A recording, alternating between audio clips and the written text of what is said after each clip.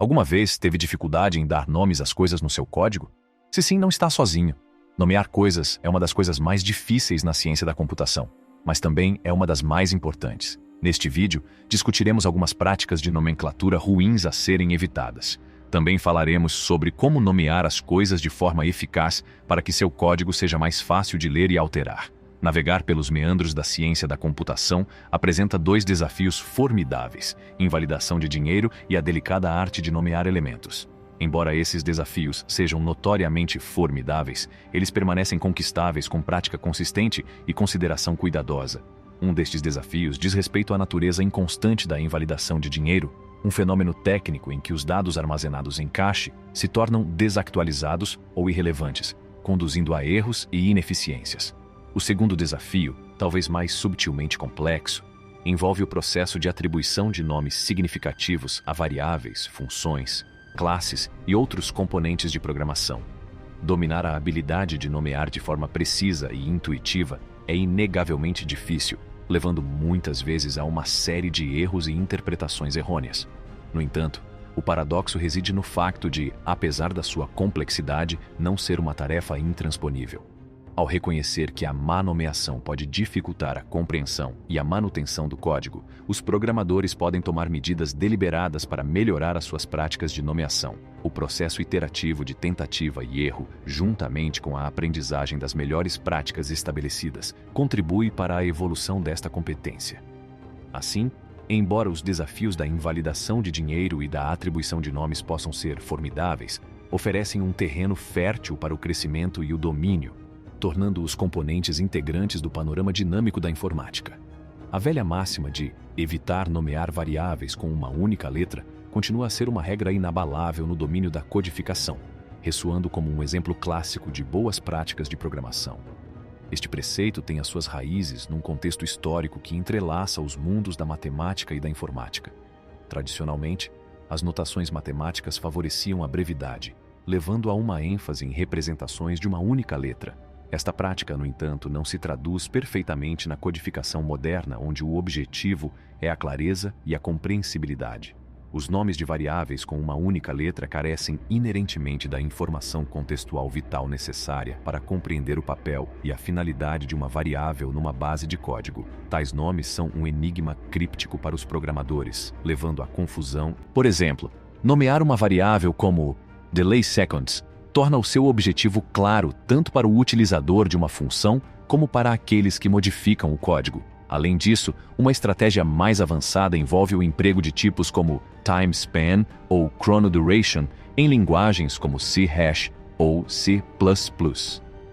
Estes tipos abstraem a ambiguidade das unidades, permitindo que os programadores interajam com variáveis baseadas no tempo sem ficarem presos a unidades específicas. Em suma, à medida que os paradigmas de programação evoluem e as linguagens de programação se tornam mais sofisticadas, a necessidade de notação húngara e de incorporar tipos em nomes de variáveis diminui.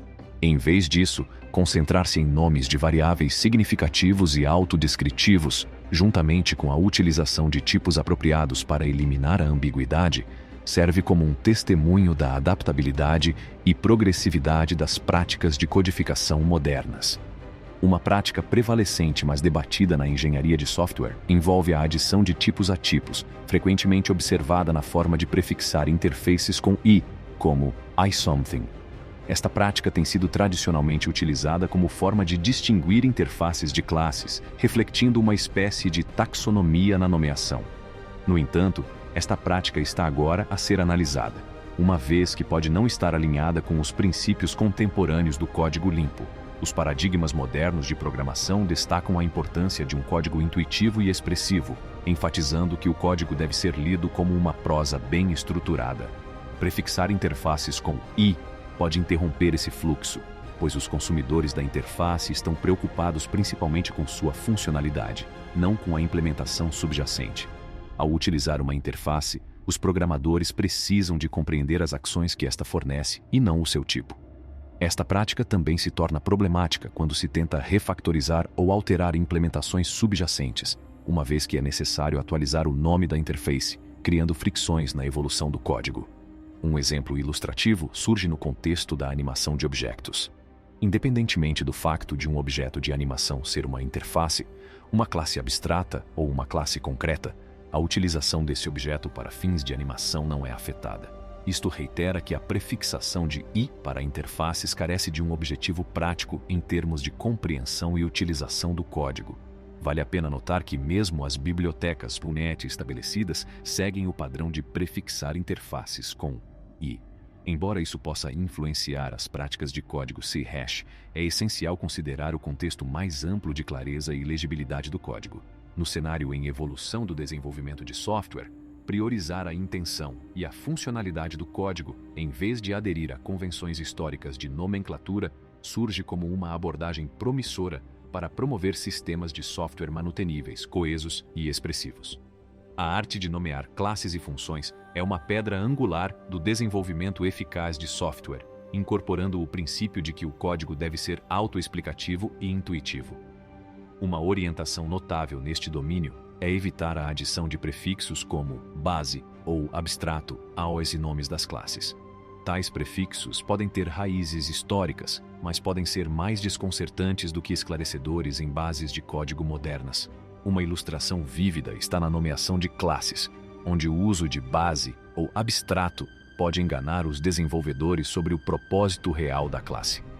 Considere o cenário de uma classe caminhão. Ao contemplar uma classe mãe para ela, acrescentar base a caminhão não melhora a compreensão. Em vez disso, dificulta a clareza e pode causar confusão, uma vez que o nome não reflete a essência da classe. A nomeação descritiva é o antídoto para esta complexidade de nomes. Os nomes de classes e funções devem refletir as suas funcionalidades e papéis dentro da base de código. Em vez de complicar demais com prefixos, nomes claros e evocativos devem encapsular a função principal da classe. Se uma hierarquia de classes exigir diferenciação, optar por nomes específicos e informativos pode transmitir informações mais significativas.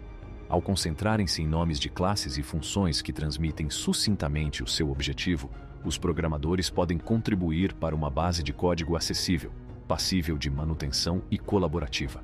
A clareza é uma moeda de troca no desenvolvimento de software, e a atribuição de nomes com significado promove uma linguagem comum que transcende a equipa imediata, garantindo a longevidade e a adaptabilidade do software.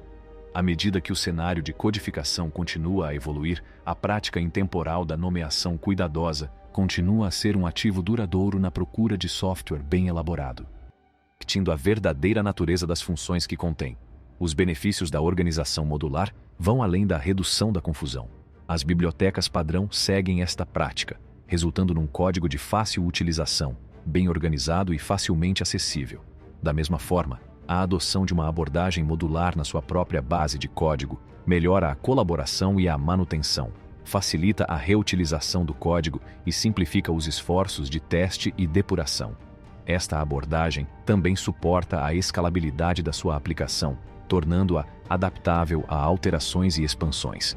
A abordagem convencional de empilhar funções numa classe utilitária monolítica pode oferecer conveniência inicial, mas sacrifica a legibilidade e a capacidade de manutenção do seu código a longo prazo. Ao optar por uma estrutura modular que se alinha com os princípios da programação orientada a objetos, cria-se um código que não só é mais limpo e compreensível, como também está preparado para um crescimento e evolução mais fáceis. Espero que esta informação seja útil e não se esqueçam de gostar, partilhar e subscrever o canal. Enquanto isso, obrigado por assistir.